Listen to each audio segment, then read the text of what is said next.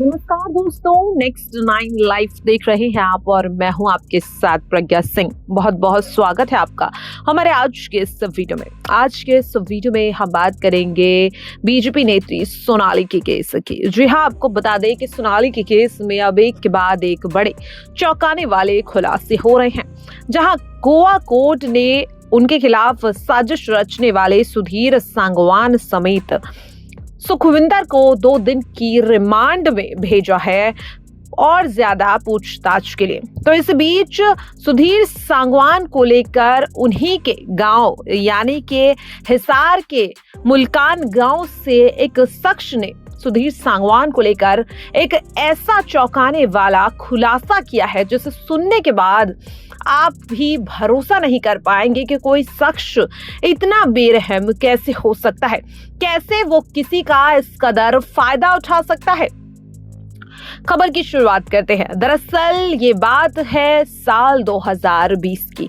बता दें, साल 2020 वो वक्त जब कोरोना काल की वजह से लगभग सबका काम बंद हो गया था। उन्हीं में से एक थे मुल्कान गांव के किसान पशुपालक सुरेंद्र सिंह। जी हाँ, आपको बता दें, हम सभी जानते हैं कि सोनाली एक बीजेपी नेत्री भी थी, जिसके चलते उनकी कई जिम्मेदारियां थी जनता को लेकर। और इसी को देखते हुए हिसार के गांव मुल्कान से किसान और पशुपालक सुरेंद्र सिंह सोनाली फोगाट से मदद मांगने के लिए उनके हिसार के गांव वाले घर पर जा पहुंचे। वहां सोनाली फोगाट घर के अंदर थी और सुधीर सांगवान घर के बाहर। सुधीर सांगवान ने सुरेंद्र को बाहर ही रोक लिया। उसने पूछा कि क्या काम है आपको सोनाली जी से।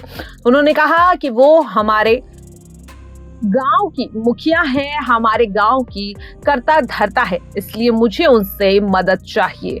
5 लाख रुपए की मदद मांगने के लिए वो शख्स सोनाली के पास गया था, लेकिन सुधीर ने सोनाली से मिलने नहीं दिया।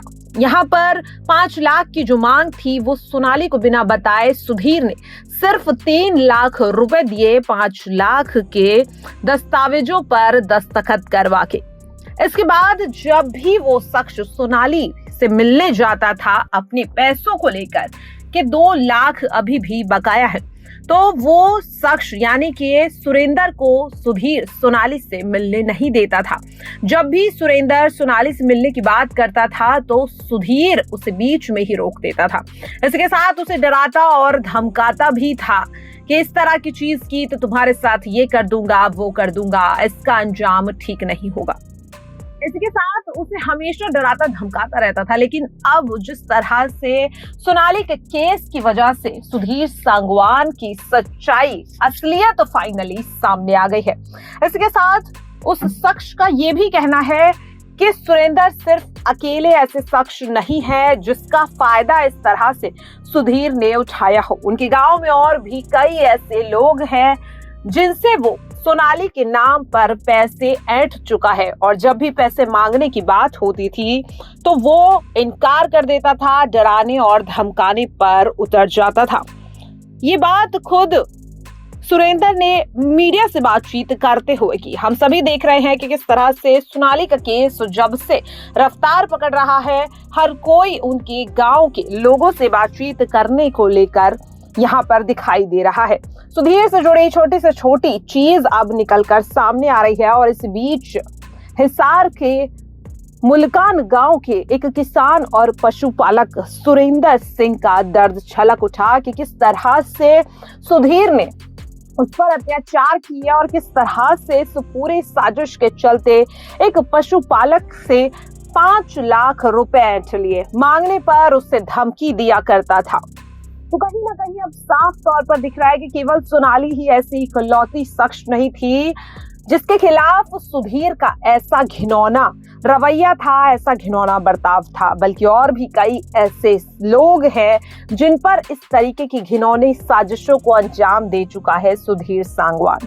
फिलहाल के लिए इस खबर पर इतना ही। ऐसी ही तमाम अपडेट से जुड़े रहने के लिए देखते रहिए नेक्स्ट 9 लाइव। नमस्कार।